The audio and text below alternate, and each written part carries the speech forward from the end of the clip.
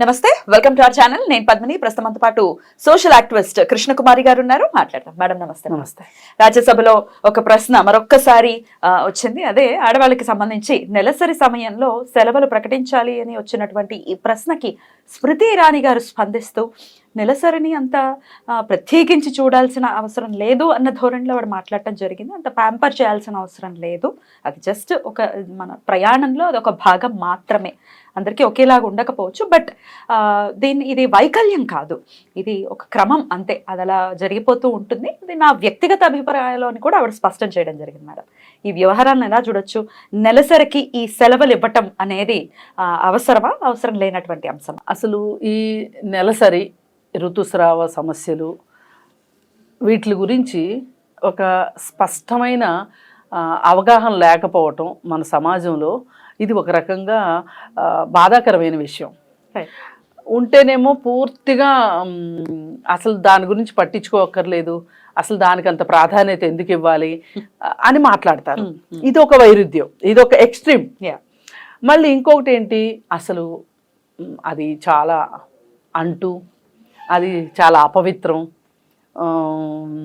వాళ్ళు ముట్టుకోవద్దు, వాళ్ళు గుళ్ళకి వెళ్ళొద్దు, రెస్ట్ ఇవ్వాలన్న కోణం ఉంది కదా దాని వెనకాల. రెస్ట్ ఒక్కటే కాదండి, రెస్ట్ కోణం ఒక్కటే కాదు, రెస్ట్ ఇచ్చే కోణము ఉంది అనుకుందాం. పోనీ మాకు రెస్ట్ అవసరం లేదు, మేము పని చేసుకోగలము అన్న వాళ్ళని ఇంట్లోకి రానిస్తారా? మరి ఇప్పుడు చాలా వరకు మారిపోయింది, చాలా వరకు మారింది నేను కాదనట్లా, కానీ ఎప్పుడు కూడా మనకి ఛాలెంజ్ ఇచ్చే ప్రపంచం ఇంకోటి ఉంటుంది. మీలాంటి వాళ్ళకి నాలాంటి వాళ్ళకి కొంచెం షాకులు పెట్టే, ఇప్పుడు గోదావరి జిల్లాల్లో అలాగే రాయలసీమలో కొన్ని చోట్ల ముట్టు గుడిసెలని ఉంటాయి. ముట్టు గుడిసెలా? వాళ్ళు ఊరికి దూరంగా ఆ గుడిసెల్లోనే ఉండాలి. వాళ్ళ ఇంట్లో వాళ్ళు రోజుకు ఒకసారి తీసుకెళ్ళి ఫుడ్ ఇస్తారు. ఆ గుడిసెల ఈ 3 రోజులు వాళ్ళు అక్కడే ఉండాలి. అక్కడ ఎలా ఉంటుంది అంటే వాతావరణం చూస్తే ఫొటోస్ వాటన్నిటితోటి ఒక ఆర్టికల్ కూడా వచ్చింది, పేపర్లో కూడా వచ్చింది. వెళ్ళొచ్చిన వాళ్ళని కూడా వాళ్ళతో కూడా నేను మాట్లాడా. అక్కడ ఊరు బయట అంటే పాములు ఉంటాయి, తేళ్ళు ఉంటాయి, చీమలు ఉంటాయి, కప్పలు వస్తూ ఉంటాయి, గుడిసెలు జస్ట్ గుడిసెలు అట్లాంటి చోట ఉంచుతారు. పైగా ఇంకా దుర్మార్గం కొన్ని చోట్ల ఎలా ఉంటుందంటే డెలివరీ అయిన బిడ్డని తల్లిని కూడా అట్లాగే ఉంచుతారు అని. ఇది ఇప్పటికీ ఉంది. నేను అందుకే ఏమంటానంటే సమాజంలో ఒకవైపు మనుషులు ఒకలాగా ఇలాగ ఆలోచిస్తున్నారు, ఇది చాలా అపవిత్రము, ఇది ముట్టుకోవద్దు, ఇది అరిష్టము, ఇట్లా మాట్లాడుతున్నారు. ఇంకో పక్కేమో అసలు ఏంటంటే అది చాలా మామూలు న్యాచురల్ శారీరక ధర్మం, అది దాని గురించి ఎందుకు మాట్లాడతారు అని అంటారు. కానీ మనము అలా ఆలోచించటము తప్పు, పూర్తిగా అందరినీ ఈ గాట కట్టేయడము కరెక్ట్ కాదు. బ్యాలెన్స్డ్గా ఉండాలి. ఈ బ్యాలెన్స్ అనేది ఏంటి అంటే అది ఒక వ్యక్తిగతమైన విషయము అని వ్యక్తిగత స్థాయికి వదిలేయడం ఒకటి. రెండోది, ఈ పేరు చెప్పి ఈ రక్తస్రావం అనేది అపవిత్రము, అది మైల, మన శరీరంలో చెడు రక్తము, ఇట్లాంటి చాలా భావనలు ఉన్నాయి, అవన్నీ కానే కాదు అని చెప్పాల్సిన అవసరం ఉంది. మనకి ఒక మహిళ బిడ్డల్ని కనాలి అంటే ఈ శారీరక ధర్మం ఉంటేనే పిల్లలు కలుగుతారు. అంటే ఈ పిల్లలు అనేవాళ్ళు కుటుంబానికి ఎంత అవసరమో సమాజానికి అంతే అవసరం.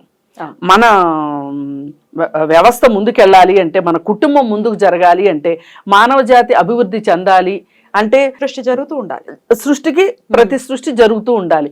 ఈ చేసే కార్యక్రమమే ముందడిగే ఇది, మొదటి బేస్మెంట్ ఇది, ఈ బేస్ పాయింట్ ఇది. కరెక్ట్. మరి ఈ బేస్ పాయింట్ని బిడ్డ పుట్టడంని ఎంత హర్షిస్తామో దీన్ని కూడా అంతే హర్షించాలి.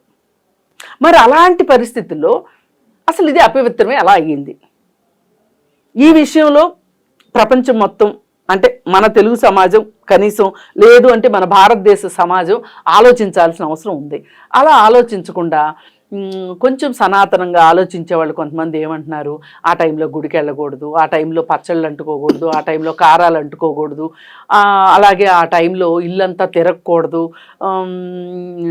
వాళ్ళ మొహం చూపించకూడదు, ఇట్లా రకరకాలు మాట్లాడి వాళ్ళని ఒక మూల కూర్చోబెట్టేసేసి మిగతా ఆడవాళ్ళు ఆ పన్ను పాటలు చేస్తారు. మిగతా ఆడవాళ్ళు లేని పరిస్థితుల్లో మగవాళ్ళు కూడా చేసేవాళ్ళు కొంతమంది ఉన్నారు. ఇది ఒక విషయం. రెండో విషయం ఏంటి, మరి ఇది ఇంత అవసరము అనుకున్నప్పుడు, అంటే సృష్టికి ఇంత అవసరమైన విషయం అయినప్పుడు అది అపవిత్రం ఎలా అవుతుంది అనే దాని మీద ఒక అవగాహన అయితే తీసుకురావాల్సిన అవసరం ఉంది. ఇప్పటికీ ఉంది, అది తీసుకురావాల్సిందే. ఇప్పుడు మొన్న శబరిమల టెంపుల్కి మహిళల ప్రవేశం అనే దగ్గర వచ్చినప్పుడు 10 సంవత్సరాల నుంచి 55 సంవత్సరాల లోపు మహిళలు గుడికి రావటానికి వీల్లేదు అని చెప్పి పెట్టినప్పుడు మేమందరం ఆ తీర్పుని స్వాగతిస్తూనే అసలు ఇప్పుడు అవసరం ఏంటి అని అడిగాం. ఇప్పుడు ఒక గుడికి వెళ్ళొద్దు అన్నప్పుడు ఇప్పుడు గుడికి వెళ్ళడానికి ఒక వెసులుబాటు కల్పించి సమాజంలో అసలు ఈ సమస్యను గురించి చర్చించకుండా మన ఆచారాలకి కరెక్ట్ కాదు అని కొంతమంది సనాతనవాదులు బయలుదేరి ఒక పెద్ద చర్చని సమాజంలో లాగి పీకినట్టు చేశారు. సరే, ఏది ఏమైనప్పటికీ అసలు ఋతుస్రావం అనే విషయాన్ని బహిరంగంగా అంత చర్చ జరగడానికి కోర్టు తీర్పే ఒక ఆస్కారం కల్పించింది కాబట్టి మనం దాన్ని కూడా స్వాగతిద్దాం. ఇప్పుడు ఇకపోతే అసలు ఇంకొక మాట, మన దేశంలో 60% మంది మహిళలు ఈ రోజుకి పొలాల్లో పనులు చేసుకుంటారు. అసంఘటిత కార్మికులుగా ఉన్నారు. అంటే భవన నిర్మాణ కార్మికులు కావచ్చు, అంగన్వాడీ వర్కర్స్ కావచ్చు, ఆశా వర్కర్స్ కావచ్చు, ఇట్లా రకరకాలు ఉన్నారు. వాళ్ళకి సెలవులు ఇచ్చే అవకాశం లేదు, పైగా చాలా పని ఉంటుంది. ఇప్పుడు ఈ వ్యవసాయ కూలీలుగా ఉండేవాళ్ళు ఉన్నారు మన దేశంలో ఎక్కువ మంది ఆడవాళ్ళు.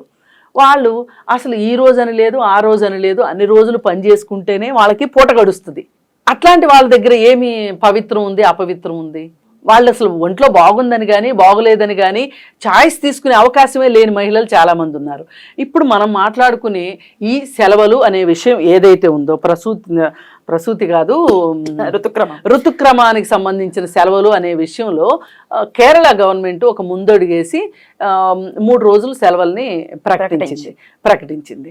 అయితే దీన్ని అవసరం ఉన్నవాళ్ళు, అంటే ఇబ్బంది ఉన్నవాళ్ళు, ఇబ్బంది లేని వాళ్ళు అందరూ ఉపయోగించుకుంటారు అని చెప్పి ఆఫీసుల్లో చాలా అవాకులు చవాకులు మాట్లాడే వాళ్ళకి ఇది ఒక ఆస్కారం అయిపోయింది. అందుకని మనం రేషనల్గా ఏం ఆలోచించాలి అంటే, ఇది ఒక శారీరక ధర్మం, ఇది కేవలం మహిళకు మాత్రమే ఉంటుంది. దీనికి సంబంధించిన నొప్పి అవనివ్వండి, బాధ అవనివ్వండి, ఇబ్బంది అవనివ్వండి, ఏదన్నా కానీ మహిళకే ఉంటుంది. అలాంటప్పుడు ఈ మహిళలకి ఈ 3 రోజుల పాటు కావచ్చు, 5 రోజుల పాటు కావచ్చు, వాళ్ళకున్న ఇబ్బందిని బట్టి వాళ్ళు సెలవు అడిగితే గనక నో అని చెప్పటానికి వీలు లేకోకుండా పెయిడ్ లీవ్ ఇవ్వాలి. అంటే ఇప్పుడు కొన్ని పండుగలకి ఆప్షనల్ హాలిడేస్ ఉంటాయి, అట్లా హాలిడే ఇచ్చినా సంతోషమే. లేదు మేము 50% పేమెంట్ అన్నారు అనుకోండి, ఓకే. కానీ ఇది కేవలము ప్రభుత్వ ఉద్యోగుల దగ్గరే ఆగిపోకూడదు. ఇప్పుడు మనకి ప్రైవేట్ రంగాల్లో కూడా ఉండాలి. సాఫ్ట్వేర్ రంగంలో కావచ్చు, ప్రైవేట్ రంగంలో కూడా ఈ పరిస్థితి ఉండాలి. ఈ విషయంలో ఇన్సిస్ట్ చేయాలి. ఇప్పుడు గవర్నమెంట్ ఎంప్లాయీస్కి ఇచ్చేసాం కదా, మా పని అయిపోయింది అని ప్రభుత్వాలు ఆలోచించకూడదు. ఇది ప్రైవేట్ ఉద్యోగుల్లో కూడా ఈ వెసులుబాటు రావాలి. ఇప్పుడు కొంతమందికి చాలా అనారోగ్యం ఉంటది ఆ సందర్భంగా, అసలు ఋతుస్రావం మొదలయ్యే ముందు ఉంటది, తర్వాత ఉంటది, కొంతమందికి, అందరికీ ఉండదు.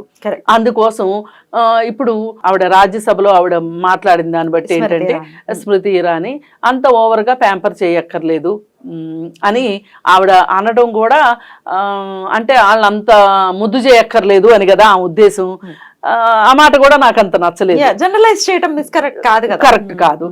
ఏం చెప్పాలి అంటే, దీనికి వాళ్ళ విధులు నిర్వహించేదానికి ఈ 3 రోజులు ఆటంకం కలిగించేటట్లయితే, వాళ్ళకి అసౌకర్యం కలిగేటట్లయితే గనక వాళ్ళు దాన్ని ఒక లీవ్ లెటర్గా పెట్టుకుంటే గనక ఆమోదించాలి.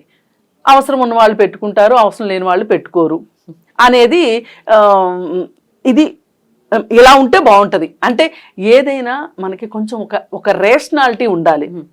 అంటే ఏదో ఓకదంపుడు ఉపన్యాసం లాగానో లేకపోతే అందరికీ జనరలైజ్ చేసేసి మాట్లాడటం లాగా కాకుండా ఇది పూర్తిగా వ్యక్తిగత స్థాయిలో ఒక్కొక్క స్త్రీకి ఒక్కొక్క రకమైన ఇబ్బంది ఉంటుంది ఈ సందర్భంగా. దాన్ని బట్టి వాళ్ళు మా వల్ల కాదు అనుకుంటే, ఇప్పుడు సినిమా యాక్టర్స్ ఉన్నారండి, వాళ్ళు ఒకసారి ఎవరో ఒక యాక్టర్ ఇంకొక యాక్టర్ గురించి చెప్తూ, విజయశాంతి గురించి చెప్తూ, ఆవిడ చాలా ఇబ్బంది పడుతుంది ఆ సందర్భంలో. కానీ ఆవిడ ట్యాబ్లెట్ల మీద ట్యాబ్లెట్లు వేసుకుని ఆవిడ షూటింగ్ చేసేది. అప్పుడు నేను అడిగాను, ఎందుకక్క ఇంత ఇబ్బంది పడతారు అని అంటే, ఇప్పుడు అది కాదమ్మా, మనకి ఈ 3 రోజులని పట్టి మిగతా కాల్ షీట్స్ మిగతా యాక్టర్స్ అందరూ ఉంటారు, కాంబినేషన్స్ ని బట్టి అలా వచ్చినప్పుడు మన వల్ల వాళ్ళు ఇబ్బంది పడకూడదు అని చెప్పి ఆవిడ చెప్పారు అని చెప్పారు. నిజంగా అట్లా ఆలోచించే మహిళలు కూడా కొంతమంది ఉన్నారు. అది తీవ్ర స్థాయికి వెళ్లకుండా మనం కూడా కొంచెం మన హద్దుల్లో ఉండి, ఆరోగ్యం ముందు ఇంపార్టెంట్ కదా, ఇట్లా ఆలోచించాలి. మరి సినిమా వాళ్ళు తీసుకోవడం మొదలెడితే ఎన్ని షూటింగ్స్ ఆగిపోతాయి అంటే, అక్కడ వాళ్ళు ఏంటి, వాళ్ళ వృత్తికి వాళ్ళు న్యాయం చేయాలనా లేకపోతే వాళ్ళ స్థానాన్ని పదిలిపరుచుకోవటం కోసం ఎంత ఇబ్బంది పడతారో మనకు తెలియంది కాదు. మరి ఇందాక మనం అనుకున్నట్లు పొలాల్లో పనిచేసే వాళ్ళు, భవన నిర్మాణ కూలీలు, ఇట్లాంటి వాళ్ళు, రోడ్ల పైన తార్లు వేసేటప్పుడు ఆడ కూలీలు, మరి వీళ్ళందరికీ కూడా నల్సర్లు వస్తాయి కదా. మరి అంటే ఇది ఒక రకంగా ఆర్థిక స్థాయిని బట్టి కూడా మనం కొంచెం విశ్రాంతి తీసుకుంటానికి మనకు ఒక వెసులుబాటు ఉంది అని దీన్ని బట్టి అర్థమవుతుంది. ఏది ఏమైనా ప్రభుత్వాలు కూడా ఆలోచించి ఎవరికైనా ఇలాంటి అవసరం ఉంది అన్నప్పుడు మటుకు దాన్ని అదేదో చులకన భావంగా ఈ ఆడవాళ్ళకు ఉద్యోగాలు ఇస్తే ఇట్లాగే ఉంటది, ఇలాంటి మాటలు, ఈ అవాకులు చవాకులు పోవాలి. ఉంటాయి మేడం, ఇవైతే కామన్ గా ఉండేటటువంటి. ఎందుకు ఉంటాయి అంటే, ఈ బిడ్డ పుట్టడానికి మహిళ మాత్రమే చేయగలదు, బిడ్డలను కనగలదు, పురుషులైతే కనలేరు కదా. అలాంటప్పుడు అసలు మహిళలను తీసుకోవట్లేదు కూడా. ఈ మెటర్నిటీ లీవ్స్ బోల్డ్ అన్ని పోతాయని తీసుకోరు. Me what about ever family planning కూడా అని అడుగుతున్న ఆఫీసులు ఉన్నాయి. కానీ వీళ్ళకి తెలియాల్సింది ఏంటి అంటే, మనం ఎంత డబ్బుల కోసమే పనిచేసినప్పటికీ, ఎంత డబ్బులు సంపాదించడానికే వాళ్ళు వ్యాపారాలు చేసినప్పటికీ, ఆఫీసులు నిర్వహించినప్పటికీ కూడా ఈ మహిళ మాత్రమే చేయగలిగే దీనికి నేను అనవసరమైన గ్లోరిఫికేషన్ ఇమ్మని నేను అనను, కానీ వాళ్ళ ప్రాధాన్యతను వాళ్ళు గుర్తించాలి. ఇవాళ మనం ఆక్సిజన్ ఎందుకు అంత కావాలనుకుంటున్నాం, చెట్లు ఎందుకు ఉండాలనుకుంటున్నాం, అలాగే మహిళ కూడా అంతే. మహిళ కూడా అంతే. ఇప్పుడు అడవులు కొట్టేయద్దు అని చెప్తున్నాం, గ్రీనరీ ఉండాలి అని చెప్తున్నాం, లేదంటే ఓజోన్ పొర ఊడిపోద్ది అని చెప్తున్నాం కదా. అలాగే మరి ఈ జనరేషన్ టు జనరేషన్ పెంచే స్త్రీకి ఎందుకు ప్రాధాన్యత ఉండదు? కానీ దాన్ని ఏం చేస్తున్నారు అంటే, ప్రాధాన్యత ఇవ్వాల్సింది పోయి అదేదో ఆమె చేతగాంతనము, అది ఆమె బలహీనత అని చూస్తున్నారు, తెలిసి తెలియకుండా. ఇక్కడ మనుషులు మారాల్సిన అవసరం ఉంది. డెఫినెట్ గా ఇదైతే ఒకవేళ వస్తే గనక సెలవులు అనేది మీరు స్వాగతిస్తారు. అవసరాన్ని బట్టి, వాళ్ళ వ్యక్తిగత అవసరాన్ని బట్టి సెలవులు, మూకుమ్మడిగా సెలవులు అన్నట్లుగా కాకుండా అవసరాన్ని బట్టి సెలవులు ఇవ్వాలి. అయితే మేడం, ఇందులోనే ఒక అంశము ఫస్ట్ నుంచి అంటే కొంతమంది లేడీస్కి ఏజ్లో ఉన్నప్పుడు వాళ్ళకి ఆ పెయిన్ ఉండకపోవచ్చు, లేకపోతే ఆ ఇబ్బంది ఉండకపోవచ్చు, కానీ మెనోపాజ్ అనే స్టేజ్ వచ్చినప్పుడు ప్రతి ఒక్క స్త్రీ కూడా ఎంతో కొంత ఇబ్బందిని ఎదుర్కొంటుంది అనేది వింటూ ఉంటాము. అట్లాంటి సమయంలో ఇది బాగా ఉపయోగపడుతుంది అనే వాదనలు కూడా ఉన్నాయి మేడం. దాన్ని మీరేమో ఎలా చూస్తారు? సరైన విషయం అండి, అవసరమైన విషయం. స్త్రీలకి మెనోపాజ్ టైంలో మట్టుకు ఇబ్బందులు ఉండే మాట వాస్తవం. అసలు మెనోపాజ్ని చాలా ఈజీగా దాటడం అంటే మట్టుకు ఏ స్త్రీకి అది అయ్యే పని కాదు. ఎంతో కొంత ఇబ్బంది అయితే ఉంటుంది. కాకపోతే ఆ ఇబ్బందిని తెలుసుకోగలిగిన వాళ్ళు కొంతమంది ఉంటారు, అసలు తెలుసుకోకుండానే అసలు నాకేమైంది, అసలు నాకు ఎందుకు ఇలా జరుగుతుంది అనేది తెలియకుండా కూడా ఆ దశని దాటేసిన వాళ్ళు కూడా ఉంటారు. చాలా లక్కీగా వాళ్ళకి. అంటే మనం ఒకటి అంటాం కదా, ఇగ్నోరెన్స్ ఈజ్ డెమన్ అన్నట్లు, ఇగ్నోరెన్స్ ఈజ్ బ్లిస్ అన్నట్లు మరి వాళ్ళ బాడీ వాళ్ళకి అట్లాగా అలా అయిపోతుంటది. ఎటొచ్చి ఏంటి అంటే, ఈ అవగాహన ఎక్కువ ఉన్న మహిళలకి, చదువుకున్న మహిళలకి ఈ సంగతులు తెలుస్తూ ఉంటాయి. ఇప్పుడు ఇందాక మనం అనుకున్నాం చూడండి కొన్ని వృత్తులు, ఉమ్, ఉమ్. వాళ్ళు చాలా చికాకులో ఉంటారు, చాలా బాధలో ఉంటారు, చాలా డిప్రెషన్కి వెళ్ళిపోతారు. అసలు Definitely. డిప్రెషన్కి వెళ్ళిపోతారు. పైగా ఇంకోటి ఏంటంటే ప్రతిభావంతంగా ఉండలేకపోతున్నాను, ఇంతకు ముందు చేసినట్టు నేను చేయలేకపోతున్నాను అనే భావన వస్తుంది. ఆ భావన వీళ్ళని చాలా కొంగదీస్తుంది అనమాట. అదే హార్మోనియల్ ఇంబ్యాలెన్సెస్ వల్ల ఖచ్చితంగా అదే సందర్భంలో పిల్లలు పెద్దవాళ్ళు అయి ఉంటారు. ఇప్పుడు తల్లి పాత్ర ఎప్పుడు కూడా కుటుంబం మొత్తంలో ఎలా ఉంటది అంటే అందరి అవసరాలు తీర్చేదే తల్లి అన్నట్లు ఉంటది కదా. ఆ సందర్భంలో వాళ్ళు చేయలేని పరిస్థితి వస్తే అబ్బాయి ఎప్పుడు బాగాలేదంటావు నువ్వు, ఇన్ని సంవత్సరాలు వీళ్ళకి చేసిందంతా మర్చిపోయి బాగాలేదేంటి అని మాట్లాడే పిల్లలు ఉంటారు. అలాగే అలా ఆ సందర్భాన్ని అర్థం చేసుకోలేని భర్తలు ఉంటారు. అలాగే ఇప్పుడు ఆఫీసుల్లో సంగతి ఇంకా చెప్పనే అక్కర్లేదు. అందుకే ఏం చేయాలి అంటే ఇలాంటి ప్రత్యేక అవసరం ఉన్న స్త్రీలు 1 సంవత్సరం లాంగ్ లీవ్ పెట్టుకోండి. పోతే ఏంటి మీకు పోయేది, ఆర్థిక నష్టమే కదా. ఇన్ని సంవత్సరాలు మీరు కష్టపడ్డారు, పనిచేశారు, కుటుంబం ఆ మాత్రం ఒప్పుకోదా? కుటుంబం ఇప్పుడు ఇక్కడ ప్రభుత్వాల విషయం ఎంతవరకు ఉందో, అంటే వాళ్ళు ఆలోచించాల్సింది ఎంతవరకు ఉందో కుటుంబం కూడా అంతే ఆలోచించాలి. ఆలోచించినప్పుడు ఆమె కొంచెం ప్రశాంతంగా ఉండగలుగుతుంది. ఎందుకంటే ఇన్ని సంవత్సరాలు పిల్లల్ని కనడం, పెంచడం, ఇంటి బాధ్యతలు, ఉద్యోగ బాధ్యతలు, నెలసరి కష్టాలు ఇవన్నీ దాటుకుని అక్కడ దాకా వచ్చిన తర్వాత, అక్కడికి వచ్చిన తర్వాత మళ్ళీ అప్పుడు కూడా ఇబ్బందులు, ఆ ఇబ్బందుల్లో ఈ సహకరించవలసిన వాళ్ళు సహకరించకపోవటం. ఇప్పుడు భర్త పిల్లలే సహకరించినప్పుడు ఆఫీసులో కొలీగ్స్ సహకరించలేదు, మేనేజర్ సహకరించలేదు అనడం అసలు మనం క్వశ్చన్ చేయలేము. అందుకని ఏ విషయమైనా ఇట్లాంటి విషయాల్లో వ్యక్తిగత స్థాయిలోను కుటుంబ స్థాయిలోను మార్పులు రావాలి. ఇవి వచ్చినప్పుడు వీళ్ళు బయట ఏమన్నా కష్టాలున్నా తట్టుకోగలుగుతారు.